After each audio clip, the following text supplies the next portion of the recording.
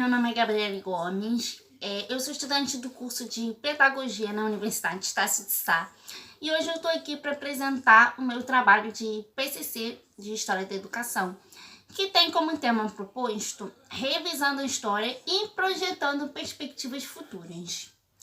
O objetivo desse trabalho é que a gente possa identificar os modelos educacionais ao decorrer do livro, que possamos reconhecer a importância do diálogo entre a história e a educação e que a gente possa também enumerar as contribuições dos povos e dos fatos históricos.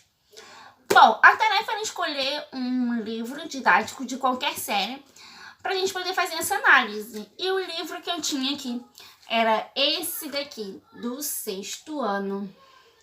História Mosaico. Os autores são Cláudio Vicentino e José Bruno Vicentino. E esse livro ele é dividido em módulos, 8 módulos. E dentro desses módulos nós temos 2 capítulos. Eu irei fazer um breve resumo sobre cada capítulo para depois eu poder fazer a minha análise. Então, no módulo 1, o livro traz todo o conhecimento da origem do ser humano, a forma como os povos encontraram de organizar o tempo, o que é e alguns marcos históricos, como, por exemplo, o surgimento da escrita, a desagregação do Império Romano, o início da Revolução Francesa, entre outros. Essa parte do livro é o período da pré-história. Mas por que pré e não a história completa? Porque os arqueólogos antigamente achavam que aqueles povos não podiam ser estudados porque não deixaram nenhum tipo de documento escrito. Então, todo o tempo vivido antes do surgimento da escrita, nós chamamos de pré-história e depois a história normal, que é dividida entre Idade Média, Antiga e por aí vai. Mas por mais que os povos antigos não tivessem nos deixado documentos escritos, eles nos deixaram pinturas rupestres, que são um grande marco cultural hoje em dia, né? E essas pinturas rupestres serviam para que os mais jovens do grupo soubessem as táticas de caçada daquele povo. Então, essa é a forma que eles encontraram. E além disso ser um meio de educação, né, do povo, era também uma transmissão de cultura de geração para geração. No módulo 2, o livro traz informações sobre o povoamento, reinos e impérios antigos da América. E também fala sobre os povos indígenas. História essa muito importante. Por quê? Porque os jesuítas faziam parte de uma ordem religiosa católica chamada Companhia de Jesus. E com o objetivo de espalhar a fé católica pelo mundo, eles chegaram aqui no Brasil em 1549, focados em cristianizar os povos indígenas. Então, eles promoveram a criação de missões que combinavam trabalho com religiosidade. E contudo, os jesuítas que foram os responsáveis também pela fundação das primeiras instituições de ensino do Brasil colonial. Bom, no módulo 3, o livro nos ensina um pouco sobre a África Antiga e as antigas civilizações egípcias. O Egito Antigo ele ficava no extremo nordeste da África e os povos que lá habitavam foram os primeiros a fazer o uso da escrita. E para isso eles criaram um sistema. Sendo assim, nós temos hieroglífica, que era a escrita sagrada, utilizada nos túmulos e nos templos. Temos a hierática. Era uma escrita, uma versão mais simples da hieroglífica. E temos a demótica, que era a escrita popular, utilizada pelos escribas, que eram as pessoas que trabalhavam registrando a quantidade de impostos recolhidos e de alimentos estocados. Civilizações da Mesopotâmia, hebreus, fenícios e persas é o assunto que o módulo 4 explica. Então, Mesopotâmia significa terra ou região entre rios. E essa região fica localizada entre os rios Tigre e Eufrates. A Suméria é a mais antiga civilização da Mesopotâmia e foi ela que criou a escrita cuneiforme, que eram símbolos gravados em placas de argila úmida que depois eram levadas ao forno ou ficavam no sol para secarem. Esse tipo de escrita ela foi assimilada por várias civilizações mesopotâmicas e também por civilizações vizinhas, como os persas.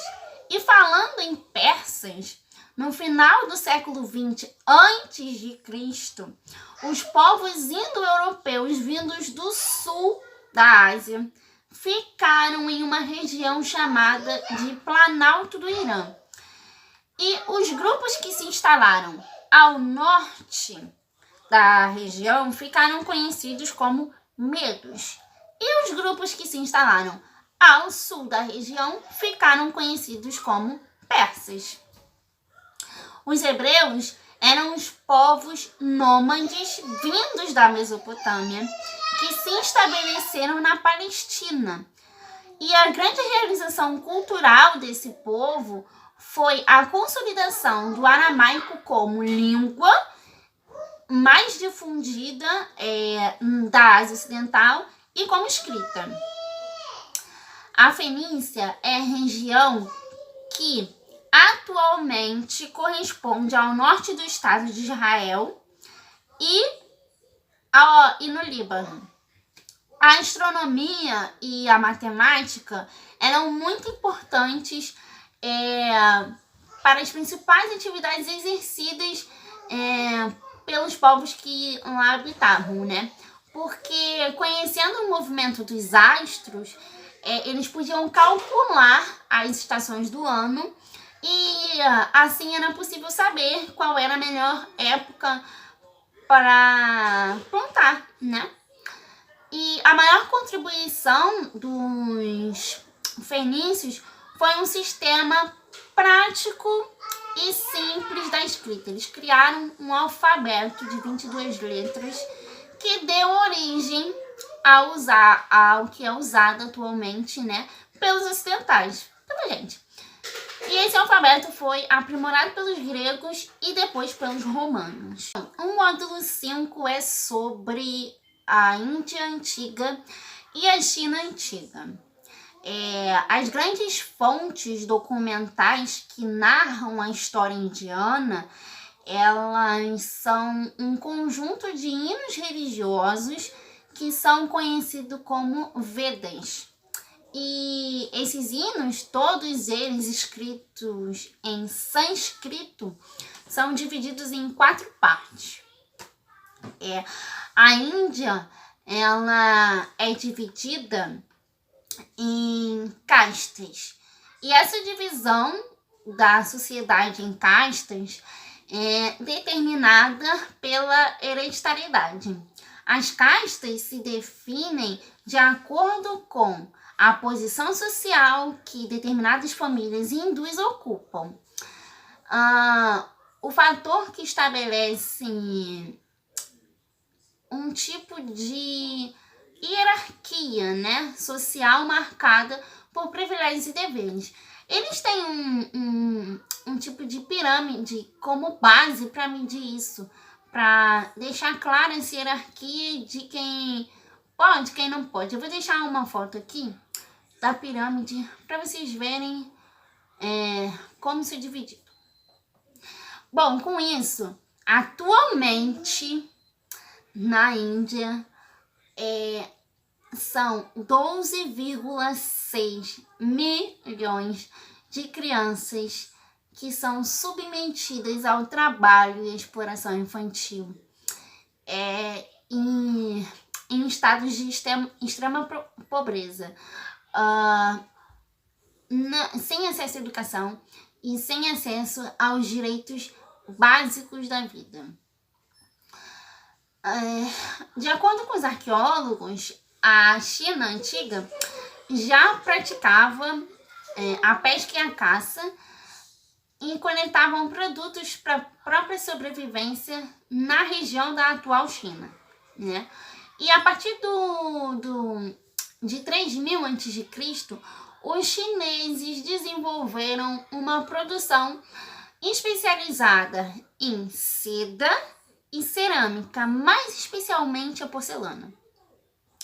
E também criaram uma escrita composta por símbolos gráficos, que às vezes podem significar palavras e às vezes podem significar o sentido de algo. O módulo 6 traz toda a origem da Grécia e fala também sobre Atenas e Espartas. Bom, conhecendo melhor a Grécia, temos a Ilíada e a Odisseia.